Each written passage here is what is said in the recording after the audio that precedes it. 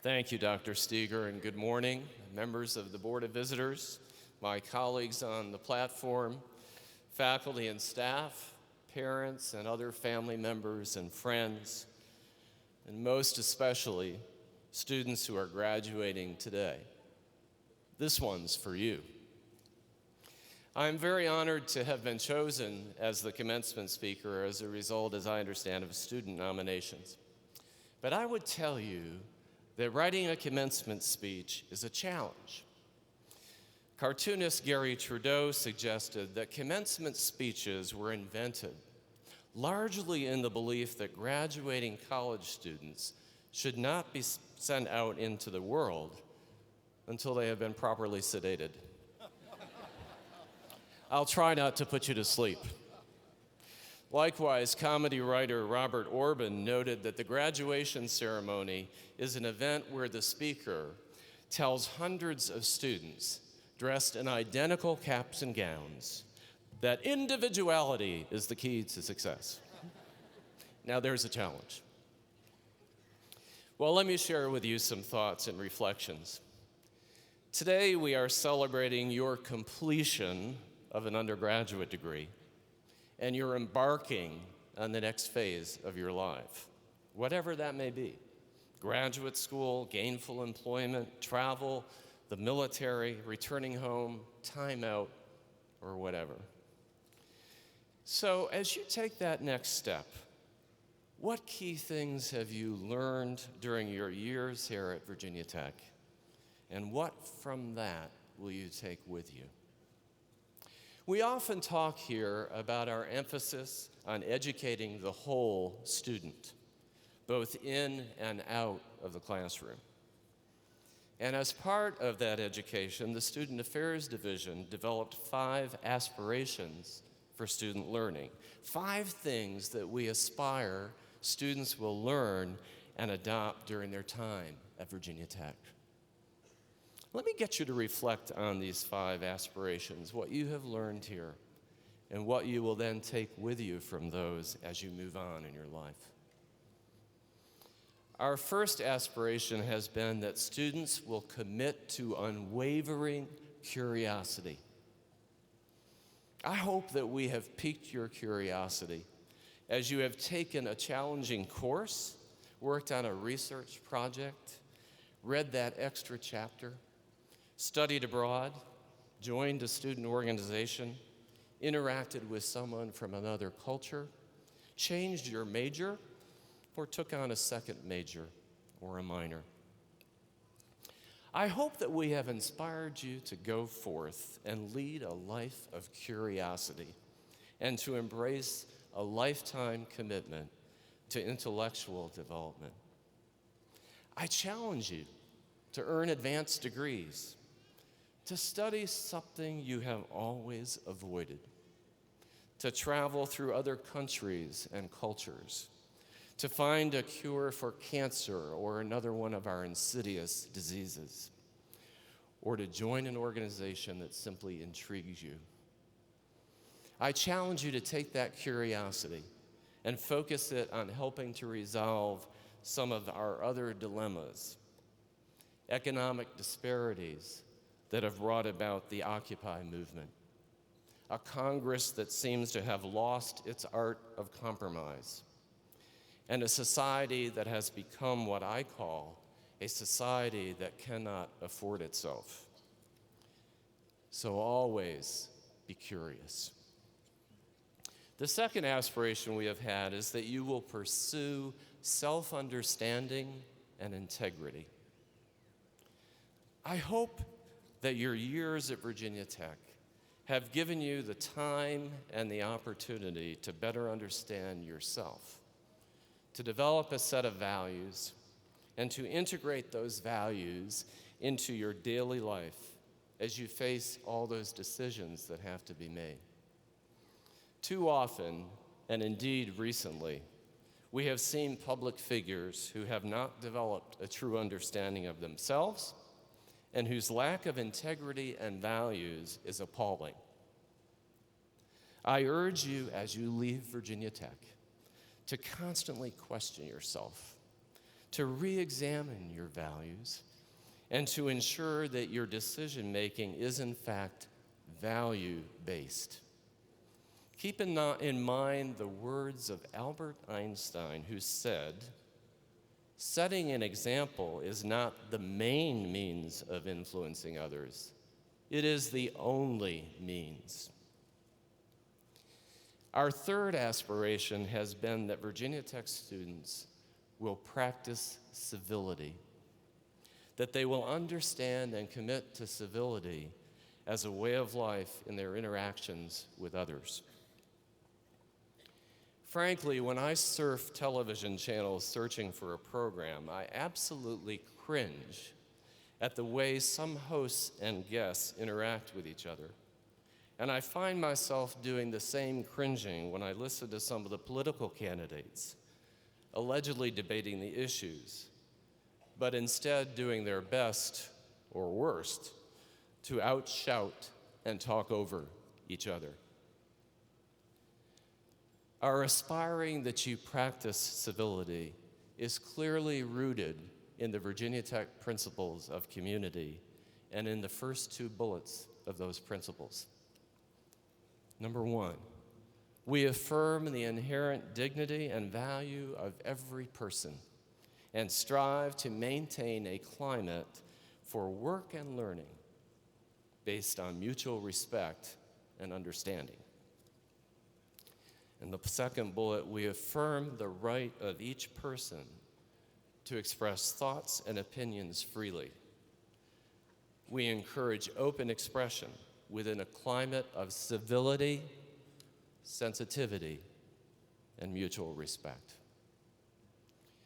So take our principles of community with you and show others by your own actions what Virginia Tech and its alumni are all about. Our fourth aspiration has been that you will be prepared for a life of courageous leadership.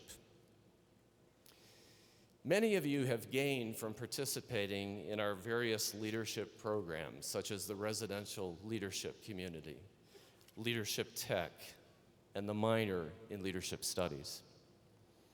Some of you have served in major leadership roles in various clubs and organizations, and in community groups here and at home. Hopefully, you have been stretched by these experiences, and probably many of you have had your courage tested under fire. Leadership is not easy, and courageous leadership is a real challenge. In recent weeks, we have seen leaders fired or stepping down for failing to exercise strong and courageous leadership. We hope that we have prepared you to challenge the status quo in pursuit of a more humane and just world. We hope that you will have the fortitude to speak up if and when you witness an injustice and reach out to those who are vulnerable, marginalized, or in need. And remember, you do not have to be in an official position to exercise leadership and responsibility. Courageous leadership can be demonstrated by anyone who cares to do the right thing rather than just the required thing. Our fifth and final aspiration is that you will embrace our motto, ut prosum, that I may serve, as a way of life.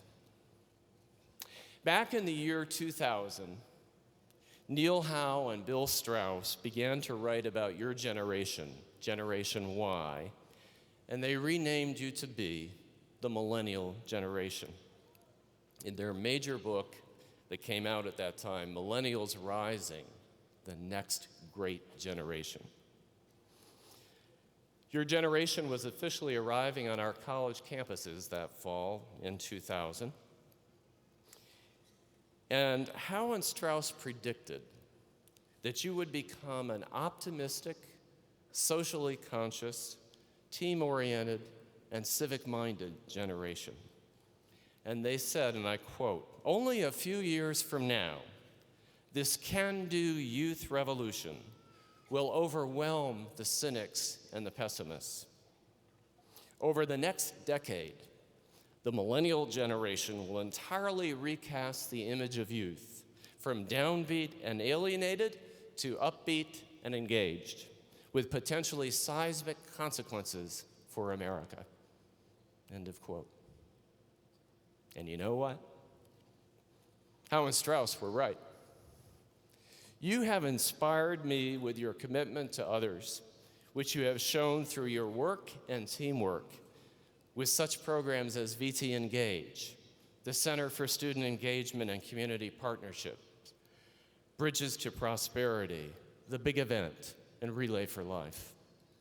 Last year, during the Big Event, the second largest such program on a college campus in this country, over 6,700 volunteers carried out about 950 projects in the local area as a means of giving back to our local communities. Similarly, many of you participated in the Virginia Tech Relay for Life to raise funds for cancer research. In fact, so many of you participated that for the third year in a row, Virginia Tech had the most successful collegiate relay in the United States, raising $630,000. Yeah, that deserves applause. This total far surpassed any other campus in the country. I had the opportunity at last spring's relay to talk with the American Cancer Society's National Director of Collegiate Relays when he visited us for our event. And I asked him why it is that schools which are far larger than Virginia Tech, schools like Ohio State and Texas and Minnesota and Arizona State, why they don't raise more money than we do. He looked at me and he said, "You know, having visited those campuses and this campus, I have concluded that it is the special thing you call the Hokie spirit. That's what really makes the difference." So as you leave this place, take that Hokie spirit with you in times of triumph and in times of tragedy, and show others what it is all about. In the words of Anne Frank, and I quote, "How lovely to think that no one need wait a moment. We can start now, start slowly changing the world. How lovely that everyone, great and small, can make their contribution. How we can always, always give something, even if it is only kindness." End of quote. So thus, just as we have had these 5 aspirations for your learning as a Virginia Tech student, so too do I have these aspirations for you as you become today a Virginia Tech alum. I hope that you will always be curious, that you will continue to enhance your self-understanding and integrity, that you will practice and model civility in all that you do, that you will make us proud of your courageous leadership, and that you will embrace ut prosum and enrich your life and inspire all through service to others. As you journey through your careers and lives, I wish for you a loving companion and the kind of supportive family, friends, and staff who have blessed my life. Thank you for the enormous privilege of serving as your vice president, and thank you for all that you have shared with us during your years at Virginia Tech. On behalf of all the faculty and staff, congratulations on your successful completion of your degrees, and best wishes as you move on from this special place. So go, Hokies. Go out and spread the Hokie spirit into all the places you will go throughout the world. Indeed, I say to you, let's go! Let's go! Let's go! Thank you very much.